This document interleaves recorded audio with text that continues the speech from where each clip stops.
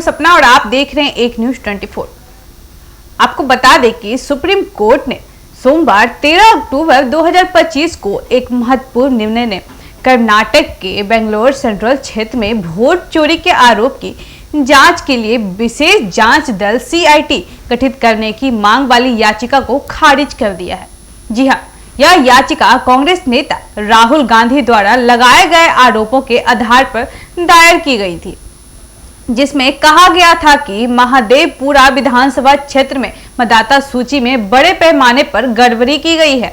याचिका में रिटायर्ड जज की अध्यक्षता में SIT गठित करने की मांग की गई थी। हालांकि सुप्रीम कोर्ट ने इस याचिका को खारिज करते हुए कहा कि यह मामला चुनाव आयोग के अधिकार क्षेत्र में आता है और याचिकाकर्ताओं को इस मुद्दे को चुनाव आयोग के समक्ष उठाना चाहिए। सुप्रीम कोर्ट ने न्यायमूर्ति सूर्यकांत और न्यायमूर्ति जयमाला बागची की पीठ में याचिका की सुनवाई के बाद यह निर्णय दिया। अदालत ने कहा कि याचिका जनहित में दायर की गई है, लेकिन ऐसी याचिकाओं पर सुनवाई नहीं की जाएगी। अदालत ने याचिकाकर्ता के वकील से कहा कि वह इस मामले को चुनाव आयोग के समक्ष उठाए। याचिकाकर्ता के वकील रोहित पांडे ने अदालत को बताया कि चुनाव आयोग के समक्ष शिकायत की गई थी, लेकिन कोई भी कदम नहीं उठाया गया। इसके बावजूद अदालत ने याचिका पर सुनवाई करने से इनकार कर दिया। राहुल गांधी ने 7 अगस्त 2025 को एक प्रेस कॉन्फ्रेंस में आरोप लगाया था कि कर्नाटक चुनाव में धांधली की गई है।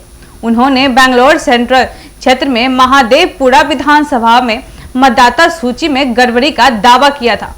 उन्होंने आरोप लगाया था कि सत्तारूढ़ पार्टी BJP ने चुनाव में धांधली की है।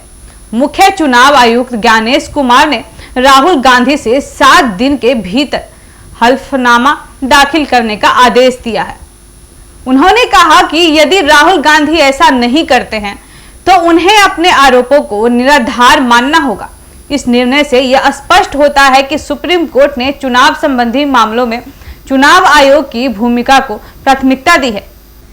अदालत ने यह संकेत दिया कि चुनाव आयोग ही ऐसे मामलों की जांच करने का अधिकृत प्राधिकरण है। इससे यह भी संदेश जाता है कि अदालतें चुनावी मामलों में हस्तक्षेप करने से बचती है, जब तक कि चुनाव आयोग की प्रक्रिया में कोई गंभीर खामी ना हो। इस फैसले के बाद यह देखना होगा कि चुनाव आयोग इस मामले में क्या कदम उठाता है। यदि आयोग इस मुद्दे पर कोई कार्रवाई नहीं करता है तो यह लोकतंत्र की संस्थाओं की निष्पक्षता को दर्शा सकता है। हालांकि अदालत ने याचिकाकर्ता को चुनाव आयोग के समक्ष इस मुद्दे को उठाने का सवाल दी है, लेकिन यदि आयोग इस पर कोई कदम नहीं उठाता है तो यह लोकतंत्र की संस्थाओं की निश्चयता को दर्शाता है। इस मामले में अदालत का निर्णय यह भी दर्शाता है कि न्यायपालिका चुनाव आयोग की स्वायत्तता और स्वतंत्रता का सम्मान करती है।